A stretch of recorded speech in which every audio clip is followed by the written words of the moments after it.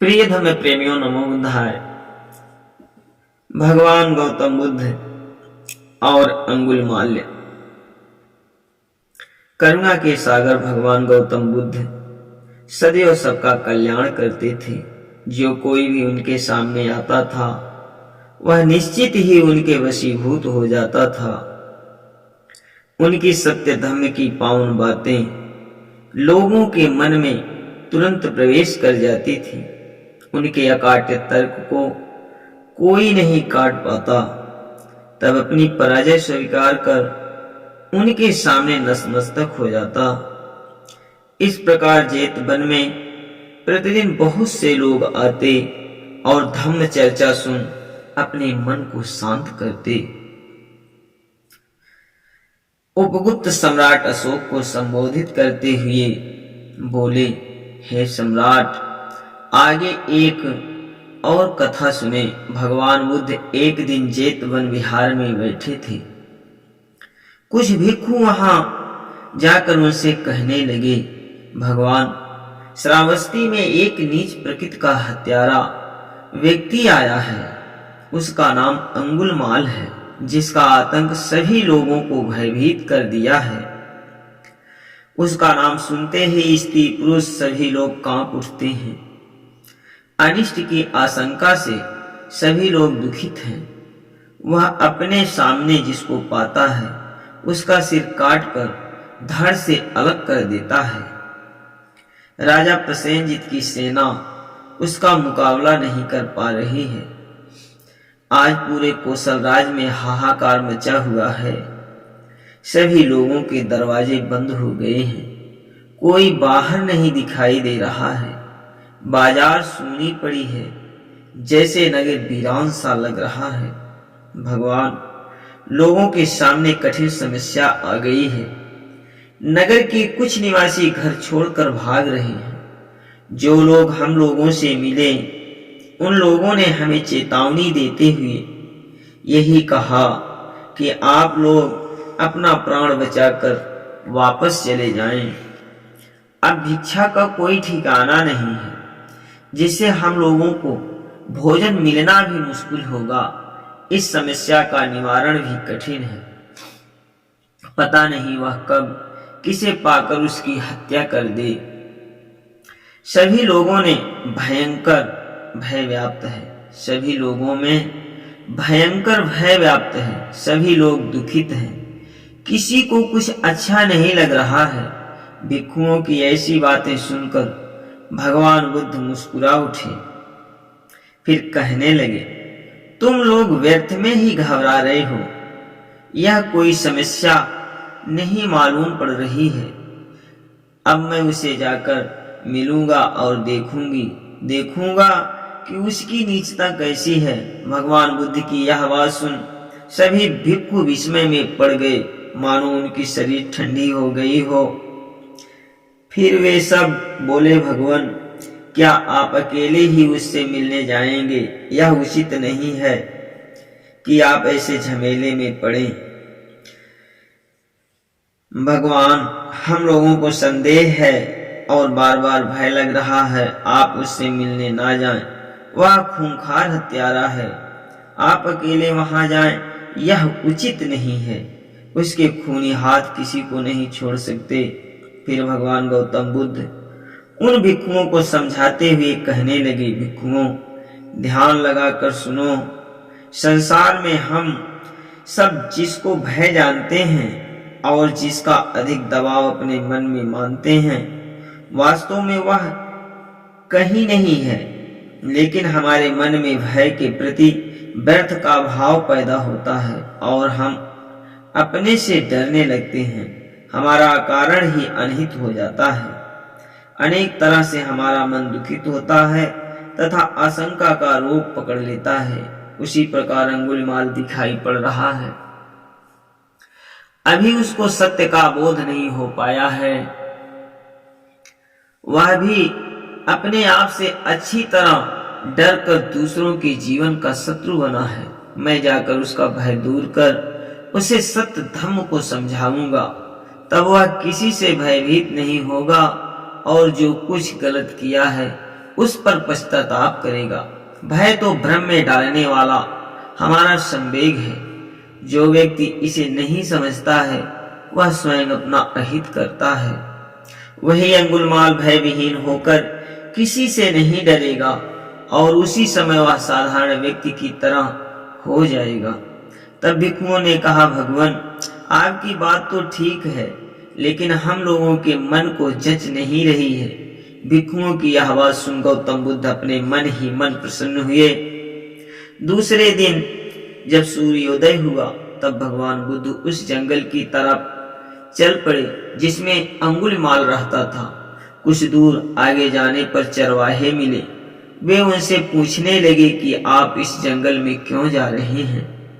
बड़ा भयंकर अंगुलिमाल इस जंगल में साक्षात मौत बनकर घूमता रहता है। रास्ता, तालाब एवं जंगल में वह घात लगाकर अपना शिकार खोजता फिरता है। वह जहां कहीं मनुष्य की आहट पाता है शीघ्र दौड़कर उसे पकड़ मार डालता है। उसका सिर धड़ से अलग कर हाथ की एक उंगली को काट लेता है। ढेर सारी उंगलियों की माला गूंथ कर वह अपने गले में डाल औरों का काल बनकर घूमता रहता है। ऐसा करके वह बहुत आनंदित होता है। आज तक उसके सामने ना तो कोई हुआ है, आज तक उसके समान ना तो कोई हुआ है और ना भविष्य में होगा। उसने बहुत से लोगों को मार गिराया जिसका अब तक कोई पता भी नहीं पा सका। इसलिए आप जानबूझकर मृत्यु से मत टकराइए। हे भगवान, हम लोगों की बात मान लीजिए और वहां मत जाइए। रास्ते में जो लोग मिलते वे सभी गौतम बुद्ध को जंगल में ना जाने की बात समझा रहे थे, किंतु उन पर कोई प्रभाव नहीं पड़ रहा था, जिसे देख सभी लोग घबरा रहे थे। भगवान गौतम बुद्ध दूसरों की बात ना मानते हुए आगे बढ़ते जा रहे थे। वे सोच रहे थे कि जिसका इतना आतंक बताया जा रहा है, देखूं वह कैसा व्यक्ति है। वे जंगल में प्रवेश कर इधर उधर के स्थानों को देखने लगे। वहां पर पक्षियां, मृग, हिरन आदि जानवर दिखाई दे रहे थे। लताएं पेड़ों पर चढ़कर लहरा रही थी। खरगोश, सियार, भालू और बंदर आदि जानवर जंगल में दिखाई दे रहे थे। चिड़ियों के चहचहाने की तेज आवाज आ रही थी। कहीं पक्षियां पंख फैलाए उड़ रही थी। जंगल में बड़ा भयानक दृश्य लग रहा था। फिर भी उस स्थान पर भगवान बुद्ध चलते जा रहे थे। एक ही रास्ता जंगल को जा रही थी और कोई रास्ता कहीं नहीं मालूम पड़ रही थी। उसी रास्ते पर गौतम बुद्ध जाने लगे। आगे कुछ दूर जाने पर एक तालाब दिखाई दिया। वहां पहुंचकर वह रुक गए और तालाब के पानी में जाकर अपना हाथ पैर धोए। फिर पानी पीकर कुछ देर तक विश्राम किए। वे प्रसन्नता पूर्वक वहां की छवि को देख रहे थे। कुछ देर बाद फिर चल पड़े और जंगल के अनजाने दृश्य को देखने लगे। वे ज्यों ही कुछ आगे बढ़े त्यों ही तेज आवाज सुनाई पड़ी। कोई चिल्ला रहा था, रुको रुको, तुम कौन हो? अकेले कहाँ जा रहे हो? किंतु भगवान अपनी ही धुन में चले जा रहे थे। वे उस पर कोई ध्यान नहीं दे रहे थे। फिर वह और जोर से चिल्लाते तेज गति से दौड़ते हुए आने लगा। भगवान सामान्य चाल से चल रहे थे, लेकिन वह दौड़ते हुए जाने पर भी उनका साथ नहीं पा रहा था। पुनः वह तेज दौड़ने लगा और उनके पास पहुंचते ही तेजी से बोला, हे मूर्ख अज्ञानी, रुक जा रुक जा, तुम जोश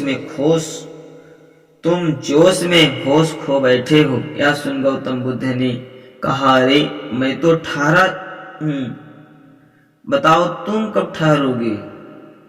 अंगुलिमाल सोचने लगा, यह रास्ते पर जा रहा है और कह रहा मैं तो ठहरा हूं, मुझे बड़ा पाठ पढ़ा रहा है। यह चीवर पहना सन्यासी बड़ा ढीठा लग रहा है। अब तक किसी ने मेरी बात का उल्लंघन नहीं किया है। यह मूढ़ मेरी बात सुनकर भी आगे बढ़ता चला जा रहा है। मृत्यु के समय भी नहीं डर रहा है।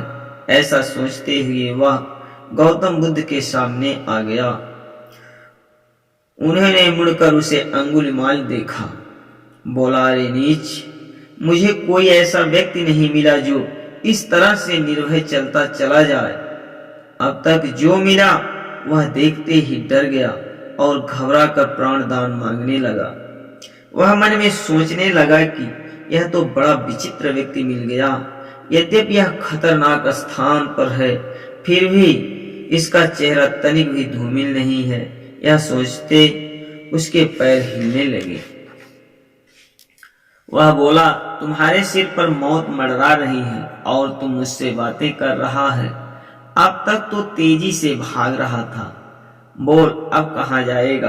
अंगुलिमाल की दाढ़ी, मूछ और सिर के बाल बड़े बड़े थे, रूप भयानक एवं आंखें लाल लाल थी, चौड़ा सीना और गले में उंगलियों की माला थी। वह जिसको अपने चंगुल में फंसा लेता वह बच नहीं पाता था। उसके पीठ पर तीरों का गुच्छा, कमर में कटार बंधा था, हाथ में धनुष और तलवार संभाले हुए था। वह पागल हाथी के समान गर्जना कर रहा था और क्रोध से उसकी सारी शरीर कांप रही थी।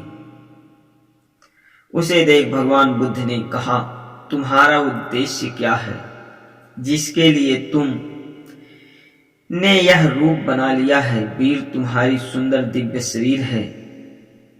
तुम इस जंगल में भटक बहुत कष्ट झेल रहे हो। यह सुन अंगुलिमाल बोला, हे सुशील सन्यासी, आज तो तुम अजीब तरह के मनुष्य मुझे मिल गए। अपने तो बचते ही जा रहे हो, उल्टे मुझे समझा भी रहे हो। मैं मनुष्य को मारकर उसका सिर धड़ से अलग कर देता हूँ और उसकी उंगली काटकर माला में गूंथ लेता हूँ। यही मेरी योजना है। उंगलियों की यह माला देखो जिसे मैं गले में धारण किए हुए हूँ।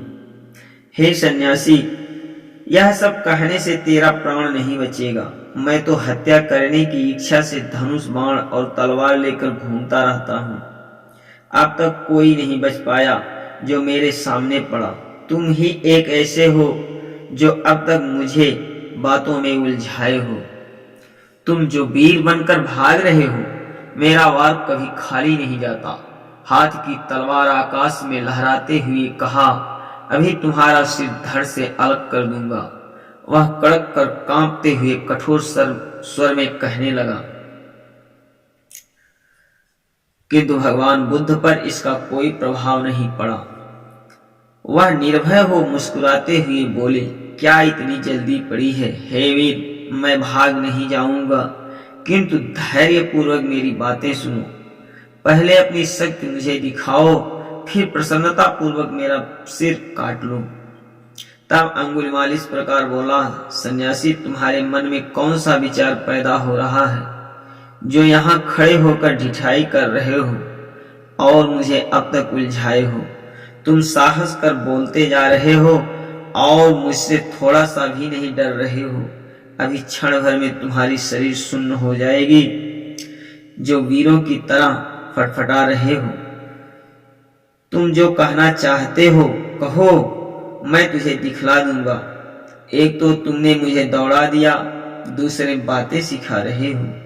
अंगुलिमाल ऐसा कहकर भगवान बुद्ध की तरफ निगाहें कर देखने लगा।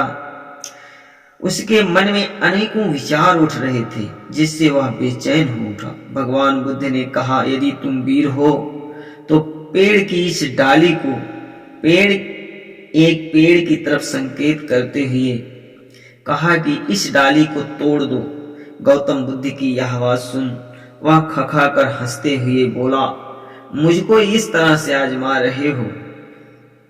क्या यह कोई बड़ा कार्य है? मैं तो इस जालिनी वन में इसका राजा बनकर रहता हूँ। मैं शेर, भालू, हाथी को भी मारकर गिरा सकता हूँ। पेड़ों को पहाड़ों पर पटक कर छितरा सकता हूँ। ऐसा कहता हुआ वह पेड़ की डाल को पकड़ लिया और उसे दबोच कर दबा कर अलग कर दिया। फिर हंसते हुए बोला, देख लो, यह यदि कोई संदेह हो तो कहो। तब भगवान बुद्ध बोले, हे वीर, नाराज मत हो, मैं तो धैर्य पूर्वक तुम्हारे सामने खड़ा हूँ। तुम इधर उधर देख रहे हो और हाथ में तलवार लेकर यहाँ खड़े भी हो, फिर भी तुम्हारा मन स्थिर नहीं है। तुम्हारे हृदय में कौन सी धारा बह रही है? भगवान बुद्ध की ऐसी बातें सुन अंगुलमाल संयत हो गया और उसका क्रोध कुछ कुछ शीतल होने लगा। भगवान बुद्ध ने कहा, हे वीर, तुमने तो अपना बल दिखा दिया, किंतु मेरे मन में एक संदेह है, उसे भी साफ कर दो, स्पष्ट कर दो। इस पेड़ में यह डाल जिस प्रकार लगी हुई थी, यदि तुम्हारे में बड़ा पौरुष हो तो वैसे ही तुम इसे वहां लगा दो। भगवान बुद्ध की सीधी बात को सुन वह हंसते हुए बोला, इसमें हैरानी की कौन सी बात है? यह कह वह हाथ में डाल को उठा लिया और जहां से टूटी थी वहां सटा दिया। अंगुलीमाल उसे पकड़कर जोर से दबाने लगा, मानो वह वहां सटकर पूर्ववत हो जाए। कुछ ही क्षण बाद जब वह अपना हाथ हटा लिया तो डाल गिरकर धरती पर आ गई। उस बार उसकी शरीर मारे क्रोध की गर्म हो गई। वह मूर्ख तुरंत डपट कर डाल ले फिर उसी स्थान पर सटाते हुए अपना पूरा बल आजमाने लगा। कुछ देर तक उसे दबाए रखा। ज्यों ही हाथ हटाया, डाल फिर नीचे चली आई। वह अनेक तरह से सटाने का प्रयास किया, किंतु सफल नहीं हुआ। अंत में हार मान गौतम बुद्ध से फिर कहने लगा, अरे भोले भाले सन्यासी, तुमने तो मुझे फंसा दिया। यह कार्य मेरे वश का नहीं। तुम मुझे भुलावा देकर स्वयं बच रहे हो। तब भगवान बुद्ध ने कहा, तुम अनेक हथियार लेकर बहुत बलवान बने हो। डाल को तोड़ने में तो जल्दी किया, लेकिन उसे जोड़ने में व्यर्थ लग रहे हो। तुम जिसे बना नहीं सकते, क्या उसे बिगाड़ने का अधिकार तुम्हारा है? तुम जिसे बना नहीं सकते, क्या उसे बिगाड़ने का अधिकार तुम्हें है? तुम्हारे अंदर सही बल नहीं दिखाई पड़ता, व्यर्थ में ही बहुत बोलते हो। तुम्हारी सारी बातें खोखली हैं। वे उसे फटकारते हुए आगे कहे, तुम हथियार लेकर वीर कहलाते हो, किंतु किसी कार्य को बिगाड़ कर बना नहीं सकते। जब पेड़ की डाल को नहीं सटा सकते, तो मनुष्य के सिर को काट कर धड़ से अलग क्यों करते हो? क्या यह तुम्हारा अधिकार बन सकता है? अपने मन में इस पर कुछ तो विचार करो। गौतम बुद्ध की यह बात सुनकर अंगुलीमाल अभिमानी फिर बोला, तुम चले जा रहे थे और मुझसे कहे कि मैं रुका हूं। तुम कब रुकोगे बताओ? मैं इसका अर्थ नहीं समझ पाया, मुझको यह स्पष्ट रूप से समझाओ। तब भगवान बुद्ध कहने लगे, तुम तो अच्छे जानकार लगते हो। अब मेरी बात ध्यान पूर्वक सुनो। मैंने तो अब सब तरह से पाप कर्म करना छोड़ दिया है, अर्थात स्थिर हो चुका हूं। बताओ, तुम कब पाप कर्म रोक रहे हो? बताओ, तुम कब पाप कर्म रोक कर स्थिर होगे? यही बातें तो कहा। तुम्हारी शरीर की शारीरिक लक्षण तो अच्छे मालूम पड़ते हैं, तुम भी समझदार लगते हो। ऐसा जान पड़ता है कि तुम अज्ञानतावश भटक गए हो। तुमने तो अपना बल देख लिया, जिस पर तुझे अत्यंत घमंड था। दुनिया में वह बल बेकार है जिससे कोई कार्य ना बन सके। वह गले से गुलियों की माला निकालकर तथा धनुष बाण और तलवार सब फेंक दिया। अंगुलीमाल भगवान बुद्ध की बातों से प्रभावित होकर तत्काल उनके चरणों में गिर पड़ा। आपने मेरे हृदय के कपाट को खोलकर मेरा बहुत बड़ा हित किया। आप जीत गए और मैं हार गया। आपकी बातों को मैं समझ लिया और अब से कुमार को छोड़ रहा हूं। ऐसा कहकर वह सिसक कर रोने लगा। जब मन थोड़ा हल्का हुआ, थोड़ी देर बाद जब मन कुछ हल्का हुआ तो बोला, मुनि मैं अब आपकी शरण में आ गया हूँ, मुझे करुणा का पाठ पढ़ाइए, मैं तैयार हूँ, मुझे अपने साथ ले चलिए। आपकी मधुर वाणी के सामने एक कठोर हथियार फीके पड़ बेकार हो गए। आपकी पावन वाणी ने मुझे झकझोर कर मेरी समस्त दुर्भावनाओं को तोड़ दिया। हे मुनि, अब मुझे इस पाप कर्म से उबार लें। आप तो बहुत बड़े दुर्घाता मालूम पड़ते हैं। अब तक तो मेरे दिन दुर्गति में व्यतीत हुए, किंतु अब से मुझे अच्छे उपदेश दें। इतने में ही आपने मेरा मन बदल दिया। मेरे मन का सघन अज्ञान दूर हो गया। मैं हाथ जोड़कर आपकी बार बार वंदना करता हूँ। आप मेरी तरफ दया की दृष्टि फेरिए। हे महाकारुणिक मुनि, अब आप मुझे अपना शिष्य बना लें। क्या आप महामुनि गौतम बुद्ध ही हैं जो सबके दुखों का निवारण करते हैं? तब गौतम बुद्ध उसे समझाते हुए बोले, तुम तो कह रहे हो मैं वही हूँ। तब गौतम बुद्ध उसे समझाते हुए बोले, तुम जो कह रहे हो मैं वही हूँ, अतीत में तुमने जो कुछ किया उसे भूलकर सजग हो, अब आगे का विचार करो। इधर भगवान गौतम बुद्ध अंगुलिमाल के निवास चालनी जंगल की तरफ गए। इधर भगवान गौतम बुद्ध अंगुलिमाल के निवास जालनी जंगल की तरफ गए। यह जान उनके संघ के भिक्षु सब मन में घबरा गए। उन सबको यह बहुत बड़ा संदेह था कि वे अकेले गए हैं, उन्हें पाकर अंगुलिमाल मार न डाले। यह समाचार जब गुप्तचर सुने तो तुरंत जाकर राजा प्रसेनजीत को इसकी सूचना दी। गुप्तचरों ने कहा, महाराज, भयंकर डाकू अंगुलिमाल जिस स्थान पर रहता है वहां भगवान बुद्ध गए हैं। वे तो मिलने गए हैं, लेकिन उनकी कुशल नहीं समझिए। यह अवसर पाकर नीचता पर उतारू हो सकता है। वह जिसे अपने सामने पाया उसे छोड़ा नहीं। महाराज, अब समय बर्बाद ना करें, जल्द ही अपनी सेना को तैयार करें। सेना के साथ उस वन को घेर लें। यदि देर हुई तो अनर्थ हो सकता है। ऐसा सुन राजा भी घबरा गए। उन्होंने सोचा कि अनहोनी हो ही ना जाए। उसी समय सेना को तैयार कर जालनी जंगल की ओर चल पड़े, जहां दुष्ट अंगुलिमाल रहता था। राजा प्रसेनजीत सेना के साथ वहां पहुंचकर जालनी जंगल को घेर लिया। डाकू को पकड़ लो, पकड़ लो, थोड़ी देर मत करो। राजा ललकारते हुए सैनिकों से कह रहे थे कि चप्पे चप्पे में खोज कर पकड़ लो। घुड़सवार सैनिक उसे पकड़ने के लिए जंगल में घोड़े दौड़ाने लगे। इधर उधर खोजते हुए सब आ रहे थे। कुछ आगे बढ़ने पर भगवान गौतम बुद्ध दिखाई पड़े। उनको देखते ही राजा की मन को शांति मिली, किंतु उनकी आंखें देखते हुए भी विश्वास नहीं कर पा रही थी। भगवान बुद्ध के पास एक बलवान व्यक्ति दिखाई दिया। दोनों लोग आपस में बातें कर रहे थे।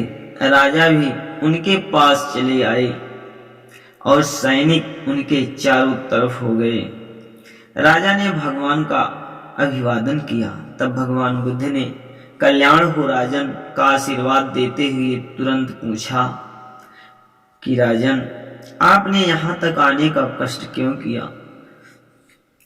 आप सैनिकों को भी अपने साथ ले आए हैं और देख रहा हूं कि अत्यंत घबराए हुए हैं। तब हाथ जोड़कर राजा प्रसेनजीत अपने दिल का दर्द खोलते हुए कहने लगे, जासूसों ने मुझे समाचार दिया कि आप अकेले ही उस जंगल में गए जहां अंगुलिमाल रहता है, जो मानव रक्त का प्यासा है।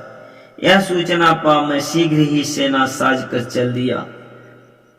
यहाँ आपको सुरक्षित देख मेरी चिंता दूर हो गई।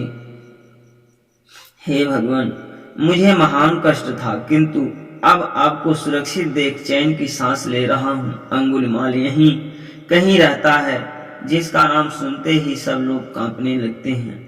यह सुन भगवान गौतम बुद्ध ने राजा से कहा, क्या आप उसे पहचान सकते हैं जिसका नाम अंगुलिमाल है और जो दूसरों का कराल काल बना हुआ है? तब राजा ने कहा, भगवान मैं उसे पहचानता नहीं हूँ, केवल नाम ही सुना हूँ, जानता भी नहीं हूँ। उसकी दुष्टता ही प्रसिद्ध है, वह अभी तक मुझे दिखाई भी नहीं पड़ा है। फिर भगवान बुद्ध ने पूछा कि राजन, यदि आप उसे साधारण रूप में देखेंगे तो क्या करेंगे? अब वह अपना रूप बदल दिया है और अंगुलिमाल की अंगुलियों की माला को भी त्याग दिया है। उसका वो उत्थान देखकर मुझे बड़ी खुशी होगी। समझूंगा कि बहुत भारी आश्चर्य हो गया और आपकी बहुत बड़ी जीत हुई। भगवान मैं उसे क्षमा कर दूंगा जब से ही होश में आकर वह सही व्यक्ति बन जाए। गौतम बुद्ध ने राजा की मनोभावना को समझ लिया कि अब उनका क्रोध शांत हो गया है। अंगुलिमाल यह सारी बातें शांति भाव से सुन रहा था, जैसे भीषण हिंसक शेर किंग के कर्तव्य में मूढ़ हो पड़ा हो। तब भगवान बुद्ध ने अंगुलिमाल का दाहिना हाथ पकड़कर राजा को दिखाते हुए कहा कि राजन, यही अंगुलिमाल है, इसे पहचान लें। अंगुलिमाल शांत दिखाई दे रहा था। वह राजा प्रसेनजीत के चरणों में नतमस्तक हुआ। राजा ने भगवान बुद्ध से कहा, भगवान यह महान आश्चर्य है, मैं नहीं समझता था कि ऐसा भी हो सकता है। जिसका नाम सुन बड़े बड़े बलवान भी थर्रा जाते थे और डर का सामना नहीं कर पाते थे, वैसे को भगवान आपने ऐसा कर दिया, मानो बिगड़े हुए बाघ को अपने बस में कर लिया हो। भगवान अत्यंत महिमावान, आप धन्य हैं। आपके पाले जो पड़ा वह सुधर गया। गरीबों पर दया करने वाले करुणा के सागर भगवान, आपने कराल काल अंगुलिमाल को भी झुका दिया। भगवान बुद्ध के चरणों में नमन कर राजा प्रसेनजीत सेना के साथ प्रसन्नता पूर्वक अपनी राजधानी को वापस चले गए। इस प्रकार भगवान की महिमा का वर्णन नहीं किया जा सकता। अंगुलिमाल बेचैन दिखाई दे रहा था, वह अपने वर्चस्व को भूल गया। तब भगवान बुद्ध उससे कहे, अब संध्या हो रही है और आसमान में बादलों की घटा घेर रही है, अतः बिहार को चला जाए। अंगुलिमाल भगवान बुद्ध के साथ चलकर जेतवन बिहार को पहुंच गया। भिक्षु लोग उसे देखते ही दंग हो गए और वहां तहलका मच गया। वरिष्ठ भिक्षुपाल ने अंगुलिमाल को दीक्षित कर भिक्षु बना दिया। फिर उन्होंने उसे बहुत सा उपदेश दिया। उस दिन सावन की सुखद पूर्णिमा थी। यह बहुत बड़ा बदलाव इस प्रकार हुआ जैसे भीषण गर्मी शीतल हो जाए। अब बर्बर अंगुलिमाल का नाम भिक्षु अहिंसक पड़ गया, जो सौम्य, शांत एवं गंभीर दिखाई पड़ने लगा। भिक्षु बनने के बाद एक दिन वह भिक्षाटन के लिए श्रावस्ती में गया। लोगों ने जब यह जान लिया कि यही अंगुलिमाल है तो उसे देखते ही भारी भगदड़ मच गई। पुरुष स्त्री सभी लोग डर कर छिपने लगे। डरे हुए लोग चिल्ला रहे थे। यहाँ पर अनजाने में आतंक छा गया। भिक्षु अंगुलिमाल शांत भाव से चला जा रहा था, वह इधर उधर भी नहीं देख रहा था। तब कुछ लोग हिम्मत कर लाठी डंडा ले उसकी तरफ दौड़ पड़े। कोई उसके ऊपर ढेला फेंक रहा था, कोई घृणा से उसके ऊपर थूक कर गाली दे रहा था। कोई कह रहा था कि यह पापी नीच यहाँ श्रावस्ती में कैसे अपना मुख दिखाने आ गया। भिक्षु वेश में मानो वह सब कुछ भूल गया हो। वह भिक्षु आचरण के अनुकूल ही रहा, थोड़ा भी विचलित नहीं हुआ। वह भिक्षु रूप में गूंगा, बहरा और अनजाना बना घूम रहा था। वह बहुत अपमान सहन कर रहा था, फिर भी शांत था। लोगों का आक्रोश शांत नहीं हो रहा था तथा वहां एकत्रित सभी लोग अपना विवेक खो बैठे। एक व्यक्ति अंगुलिमाल का भिक्षा पात्र छीनकर तोड़ दिया। तब वहां एक व्यक्ति दौड़ाकर उसका सिर फोड़ दिया। तब सिर से खून बहने लगा। किंतु वह शांत होकर सब सहन कर रहा था, भागा नहीं। वह अपना धैर्य भी नहीं छोड़ा और ना ही अपने भिक्षु कर्तव्य से विमुख हुआ। उसके मन में भयंकर ग्लानि पैदा हो रही थी, आज मेरी जिंदगी कैसी हो गई। आगे फिर वह सोचने लगा, क्या आज मेरी यह बड़ी परीक्षा हो रही है। जो लोग मेरा नाम सुनते ही कांपते थे, आज वही लोग मुझे मारने दौड़ रहे हैं। यह कैसा बड़ा बदलाव हो गया। मैं क्या था और क्यों भिक्षु बन गया, फिर भी मुझे कोई छोड़ नहीं रहा है। इस भेष में आने भिक्षु बनने पर मेरी बड़ी दुर्गति हो रही है। सत्य का रास्ता क्या कठिन कहा जाता है। हे भगवान, आज मेरी समझ में आ रहा है। हे भगवान, आज मेरी समझ में आ रहा है। ऐसा सोचता हुआ अंगुलमाल श्रावस्ती से चल पड़ा। वह खून से लथपथ जेतवन विहार में भगवान बुद्ध के पास पहुंच गया। उसके मन में विचारों का तूफान उठ रहा था। हे भगवान, यह क्या हो गया। आपने मुझे जो रास्ता बताया उसमें तो बड़ा कष्ट होता है। रक्त से भीगे हुए चीवर एवं विशेषकर हाथ में भिक्षा पात्र का न रहना देखकर भगवान बुद्ध ने पूछा, यह तुम्हारी कैसी दशा हो गई। क्या कोई अज्ञानी व्यक्ति मिल गया जिसने तुम्हारी यह दशा कर दी। वह स्वयं को भी नहीं संभाल सका और तुझे भी नहीं संभाल पाया। तब उसने सारी बातें बता दिया, जिस तरह से श्रावस्ती के लोगों ने उसे परेशान किया था।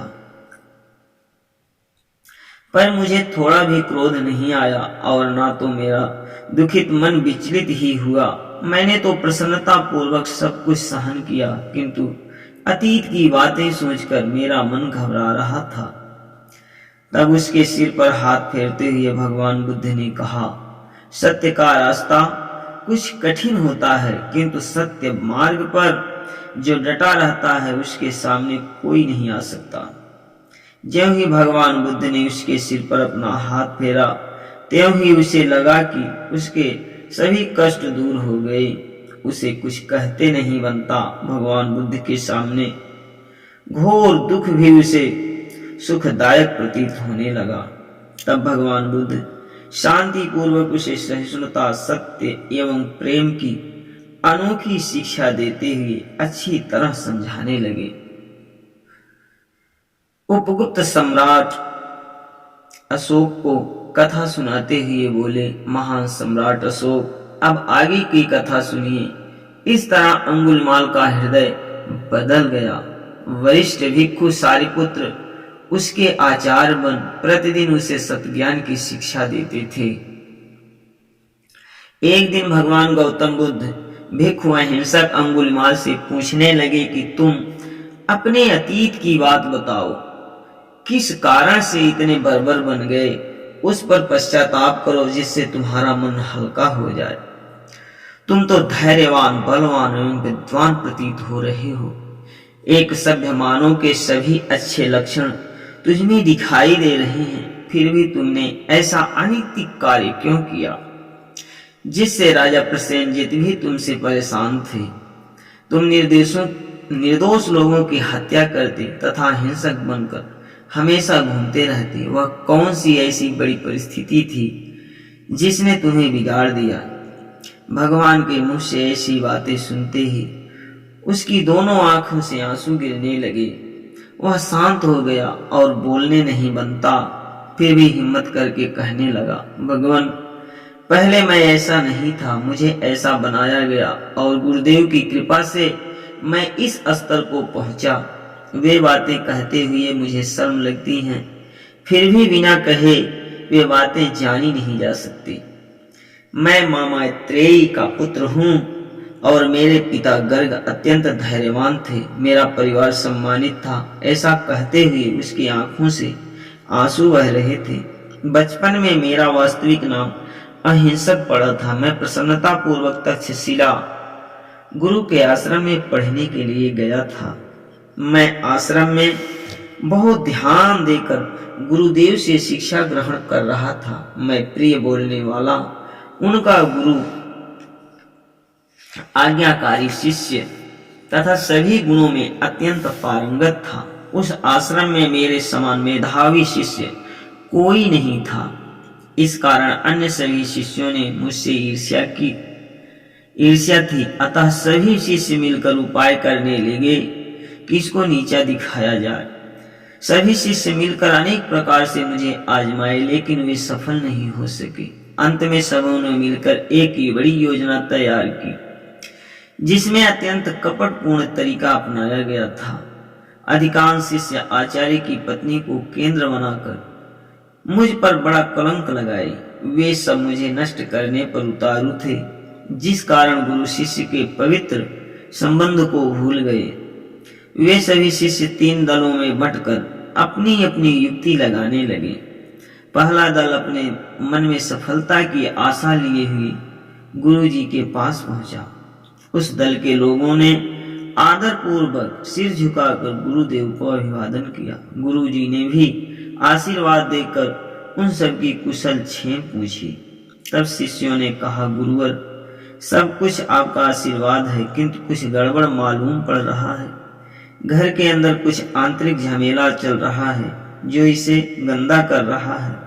तब गुरुजी ने कहा कि सब बातें साफ साफ बताओ, मुझसे कोई बात मत छिपाओ। यह सुनकर अनेक शिष्य एक साथ मिलकर एक ही बात को बार बार कहने लगे। अहिंसक जो आपका शिष्य है, घर के अंदर पाप का खेल खेल रहा है। यह बातें सुनते ही गुरुजी को क्रोध आ गया, जिससे उनकी आंखें लाल हो गई एवं शरीर कांपने लगा। वे डपट कर बोले, तुम सब यह कैसी बातें कर रहे हो? तुम्हारी ऐसी तैसी, नीचों जल्दी यहाँ से भागो। ऐसा कहकर मेरे घर में आग मत लगाओ। गुरु और शिष्य के बीच भेद मत पैदा करो चांडालो। तुम लोगों के मुंह से ऐसी बातें कैसी निकली? उन सब ने देखा कि गुरुजी को क्रोध आ गया। तब पहला दल वहां से भाग गया। फिर शिष्यों का दूसरा समूह वहां आ पहुंचा। उन सब ने भी वही बात दोहराई। उन शिष्यों की बातें सुन गुरुजी थोड़ा गंभीर हुए और उन्होंने अपना क्रोध कुछ नियंत्रित किया। वहां से दूसरे दल हटते ही शिष्य का तीसरा समूह पहुंच गया। उन सब ने भी वही बात दोहरा कर कह दिया। तीसरे समूह के शिष्यों ने गुरुजी से कहा कि यदि आप हमारी बातों पर विश्वास ना करें तो स्वयं आप भी तो देखें। हम सब तो यह देखकर हताश हैं कि घर के अंदर ऐसा कुकृत्य कैसे चल रहा है। तीसरे दल के शिष्यों की बातें गुरुजी को शंका में डाल दिया। उनके मन में यह संदेह पैदा हो गया। वे सोचने लगे कि बिना किसी तथ्य के यह बात नहीं हो सकती। अब मैं अपने घर के अंदर ही इस बात का पता लगाऊंगा। तब गुरुजी ने स्वयं ऐसा विचार कर मन ही मन निर्णय लिया कि छिपे तौर से इस बात का पता लगाकर ही इनकी बातों पर विश्वास करूं। उनके घर के बाहर एक दिन गुरुजी की पत्नी के साथ मैं मतिमंद बात कर रहा था। हमारे गुरुजी के सांकेतिक ढंग से बात करते हुए मुझे दूर से देखा। उसी समय उन्होंने उन बातों पर विश्वास कर सिर पर हाथ रख लिया। उनका मन उदास हो गया तथा उन शिष्यों की कही बातों पर विश्वास हो गया। उनके मन में मुझे दंड देने की प्रबल इच्छा पैदा हो गई, क्योंकि इसे जान से मार दिया जाए। तब उन्होंने अपने मन में यह विचार किया कि यदि मैं इसे जान से मार दूं तथा बात खुल जाए तो सारे लोग जान जाएं, तो कोई इस आश्रम में पढ़ने नहीं आएगा और बड़ी बदनामी भी होगी। हमारा सब कुछ सम्मान, आय और आदर नष्ट हो जाएगा और भारी कलंक भी लगेगा। इसलिए ऐसा करना उचित नहीं समझा। तब वे सोचने लगे आगे कौन सी ऐसी उपाय करूं कि यह मार भी दिया जाए और मुझे कलंक भी ना लगे। इस प्रकार समय गुजरता गया और मेरा विद्याध्ययन समाप्त होने के करीब आ गया। सारी स्थिति सामान्य प्रतीत हो रही थी, किंतु मेरे अन्य सहपाठी दिन रात मुझसे ईर्ष्या करते थे।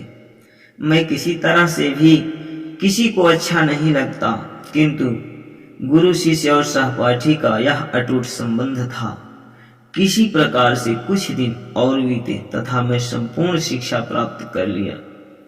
जब गुरु दक्षिणा देने का समय आया तो गुरुजी ने अपने मन में यह विचार किया कि मैं इस अवसर का लाभ लेकर एक तीर से दो शिकार करूं। गुरुजी ऐसा विचार कर मधुर शब्द में कहने लगे, शिष्य अहिंसक, अब तो तुम सर्वगुण संपन्न हो गए हो। इस आश्रम की परंपरा का निर्वहन करते हुए मेरी गुरु दक्षिणा चुकता करो।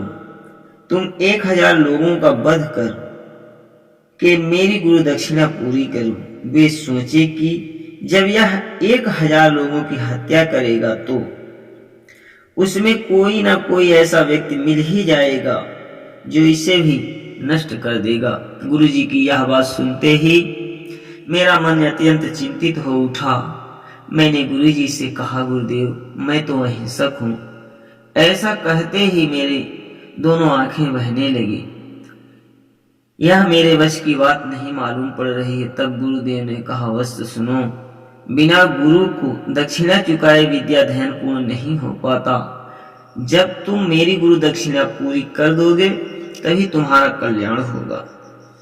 गुरु की यह बात सुनते ही सभी शिष्य अत्यंत प्रसन्न हुए। वे सोचे कि अब तो अहिंसक संसार से समाप्त हो जाएगा।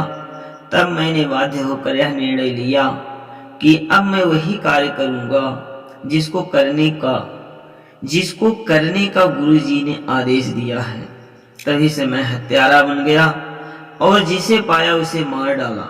मैं किसी अन्य वस्तु को नहीं लूटता, केवल हत्या करना ही मेरा काम था। गुरुजी के आदेश का पालन करने के लिए मैंने यह पाप अच्छी तरह से करता, फिर भी मैं उसकी एक उंगली को काटकर माला में गूंथ लेता था जिससे गिरने में आसानी हो। यह समझकर मैंने उस माला को अपने गले में धारण कर लिया, जिस कारण अंगुलिमाल कहा गया, और जहां भी गया वहां ऐसा उत्पात किया। भगवान, इस प्रकार अंगुलिमाल बनकर मैं बहुत बदनाम हुआ। अच्छे कुल में जन्म लेने पर भी मैंने अत्यंत नीच कर्म किया। मैं तो गुरु जी के आदेश का पालन कर रहा था। यद्यपि मेरे मन में अत्यंत क्लेश है, किंतु मैं तो ऐसा करने को बाध्य था। कुछ दिनों के बाद यह बात खुल गई। तब मैं बहुत क्रूर हो चुका था। यह बात सुनकर भगवान बुद्ध ने कहा कि हे भिक्षु अहिंसक, ऐसे तो तुम कम अपराधी हो, बल्कि वह अधम गुरु ज्यादा अपराधी था जो तुम्हें परेशान कर रहा था। वह तुम्हारा अंत चाहता था। उसकी मनसा थी कि हजारों में कोई तुम्हें मारने वाला अवश्य मिल जाता। वह गुरु का पावन नाम को कलंकित किया, जिससे अन्य शिष्यों का मन भी आशंकित था। ऐसे गुरु लोग अपने स्वार्थ में डूबते उतराते हुए मर्यादा को नष्ट कर देते हैं। अब तक के तुम्हारे सारे दोष नष्ट हो गए, क्योंकि तुमने सत्य को स्वीकार कर लिया। अब तुम अतीत की सारी बातें भूलकर शेष गुरु दक्षिणा यहाँ चुकता करो। भिक्षु वेश में विचरते हुए तुम दुखियों की सेवा करो। भिक्षु अहिंसक, तुमने अब बौद्ध धर्म का सहारा ले लिया है, तुम्हारा कल्याण होगा। जिस प्रकार सुबह का भूला भटका व्यक्ति संध्या को वापस आ जाता है तो वह भूला नहीं कहलाता, उसी प्रकार तुम भटके थे, अब वापस आ गए हो, तुम्हारा उद्धार होगा। अब तुम यहाँ जेतवन विहार में आत्म साधना करते हुए जनता के बीच जाकर विचरण करो। अब तक जो कुछ हुआ उसे भूल जाओ। उपगुप्त सम्राट अशोक को कथा सुनाते हुए बोले, भगवान महान सम्राट अशोक, सुनिए भगवान बुद्ध की ऐसी बातें सुनकर भिक्षु अहिंसक का अज्ञान नष्ट हो गया और उसे परम शांति प्राप्त हुई। भवतु सब मंगलम। नमो बुद्धाय।